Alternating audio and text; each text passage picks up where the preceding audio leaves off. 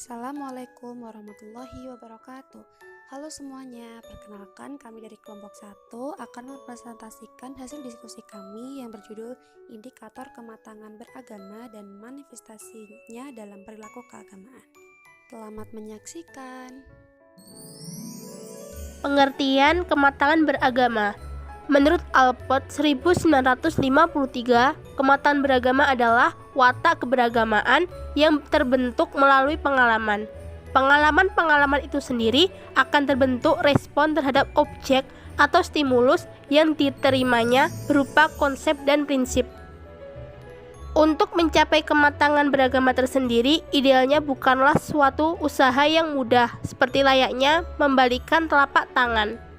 Jadi dapat disimpulkan, kematangan beragama merupakan keberagamaan yang terbuka pada semua fakta, nilai, serta memberi arah kepada kerangka hidup, baik secara teoritis maupun praktis, yang tetap berpegang teguh pada ajaran agama yang diyakini. Kematangan beragama dapat didefinisikan sebagai kematangan dalam beriman, karena hakikatnya agama adalah beriman. Menurut Yahya, orang-orang yang beriman adalah orang yang mencari ridha Allah SWT sebagai tujuan tertinggi dalam kehidupan mereka, dan mereka berusaha mencapai tujuan tersebut. Tingkat kematangan beragama Muslim tersebut adalah tingkat orientasi diri kepada Allah dan Rasul-Nya. Kemudian, saya akan menjelaskan tentang aspek-aspek kematangan beragama. Dari Alport dalam buku The Individual and His Origin, A Psychological Interpretation, dapat dirumuskan aspek-aspek kematangan beragama sebagai indikasi kehidupan beragama yang matang, yaitu 1. Diferensiasi, yaitu penjabaran dan perbedaan ajaran agama atau penemuan kebenaran berdasarkan ajaran agama dan fakta-fakta. Berkaitan dengan proses kognitif, aspek diferensiasi ini mencakup A. Observasi, yaitu mengamati dan memperhatikan ajaran agama atau fakta-fakta yang ada. B. Reflektif kritis, yaitu mengupas mempertanyakan ajaran agama dan fakta-fakta, memikirkan dan merenungkan untuk kemudian menerima yang dapat diterima dan mengkritik yang tidak dapat menerima. C. Berpikir terbuka, yaitu membuka diri pada semua fakta dan pemikiran logis, tidak menyampaikan pandangan dengan dogma saja. Dan D. Objektif, yaitu berdasarkan diri pada fakta yang benar, tidak fanatis secara buta, termasuk keterbukaan menerima pandangan atau pendapat yang berbeda dianutnya. Kemudian yang E, penjabatan, yaitu menerima adanya aspek-aspek rasional, emosional, dan spiritual dalam agama, serta bahwa dalam agama ada hal yang dirasional dan ada yang tidak mengharmoniskan nasihat dan dogma. Kemudian yang kedua, karakteristik yang dinamis. Aspek-aspek ini mencakup antara lain: A. Motivasi intrinsik, yaitu adanya dorongan untuk beragama yang berasal dalam diri sendiri. B. Otonom, berarti mengendalikan diri sepenuhnya dan independen, atau bebas dari pengaruh atau kendali orang lain dalam beragama. C. Dinamis, yaitu perilaku dan hidup yang terkontrol, terarah, dan mengalami perubahan karena pengaruh agama.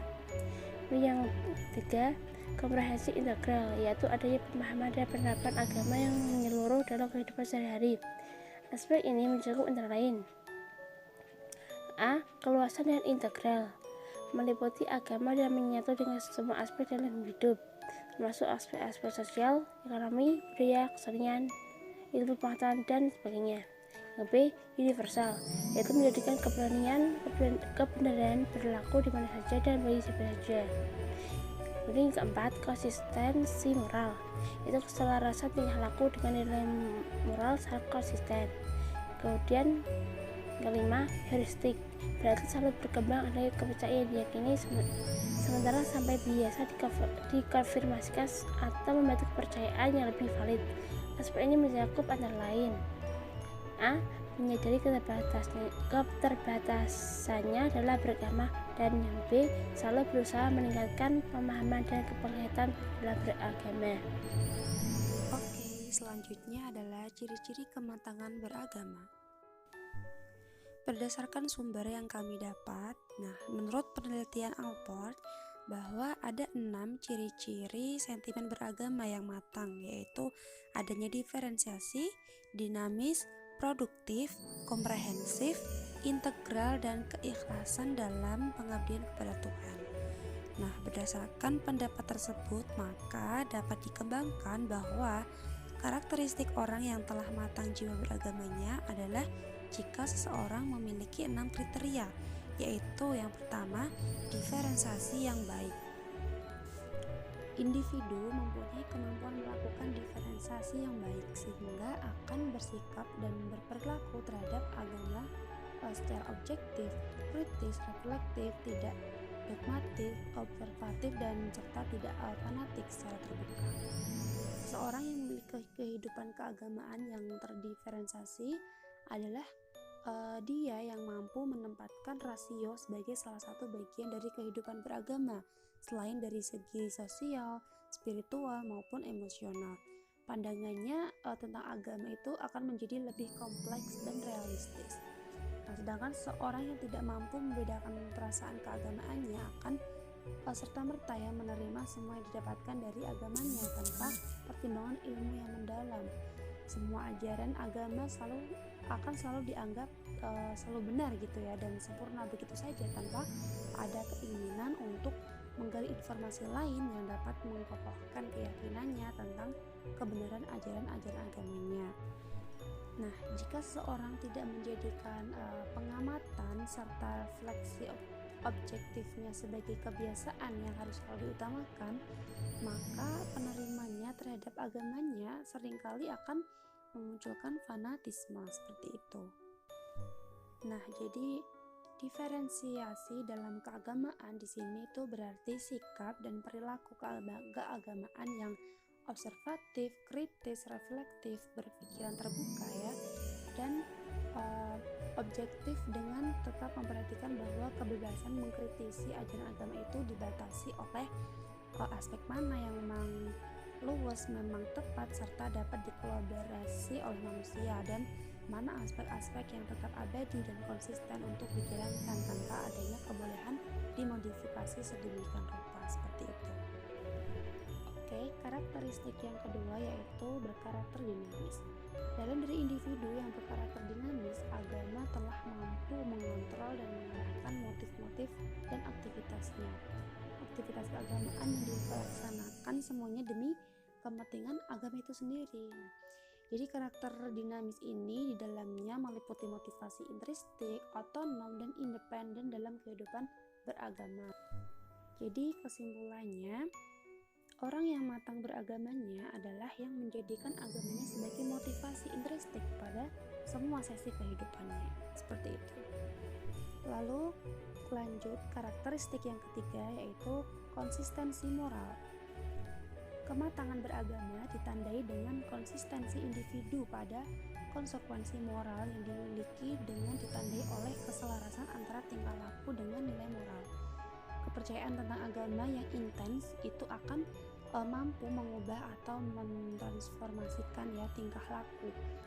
Mereka yang matang dalam beragama akan selalu menyelaraskan antara tingkah laku dengan nilai-nilai moral keagamaan yang dianutnya. Begitu ya. Jadi adanya keselarasan antara perilaku dengan nilai moral agama yang diyakini itu merupakan kesimpulan dari sifat konsistensi moral yang dimiliki seorang yang matang keberagamaannya. Selanjutnya, karakteristik yang keempat yaitu adalah pandangan hidup yang komprehensif.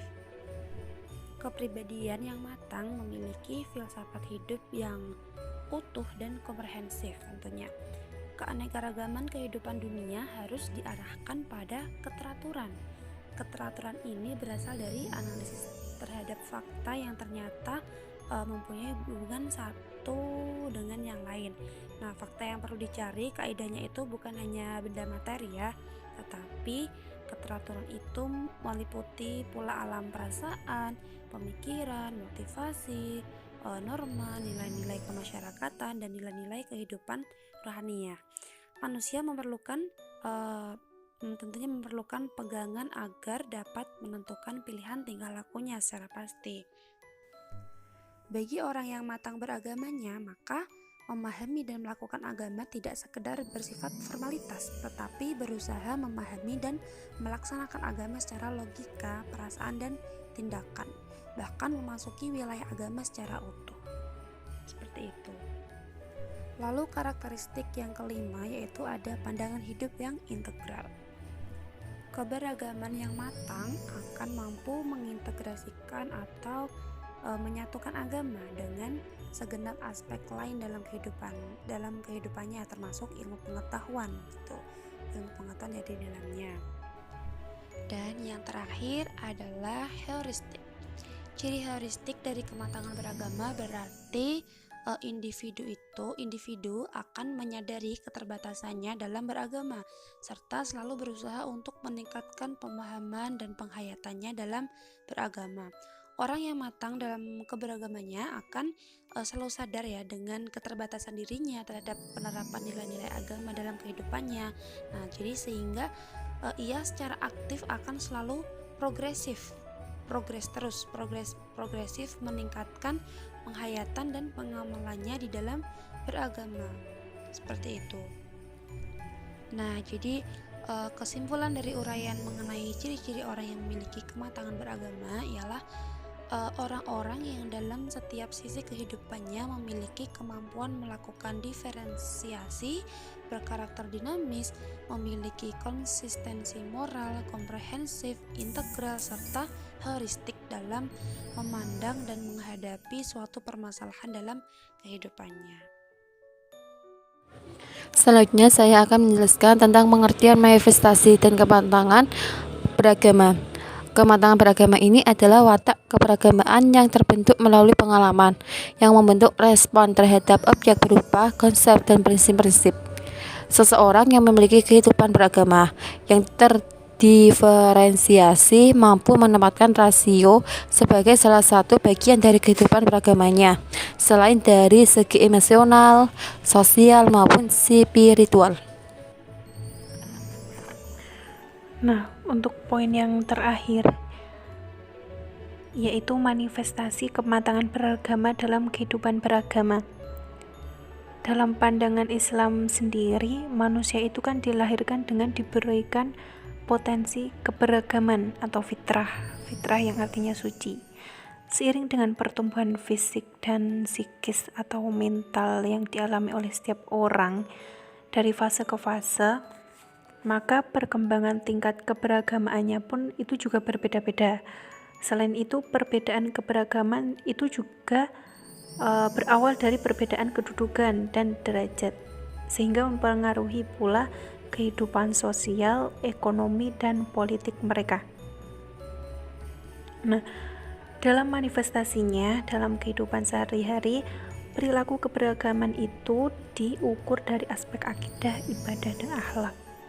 Tapi karena memang sifatnya abstrak dan penelusurannya itu sangat sulit melalui indera, maka pengukuran tingkat keberagamaan seseorang itu ditelusuri melalui rutinitas pelaksanaan ibadah serta akhlaknya.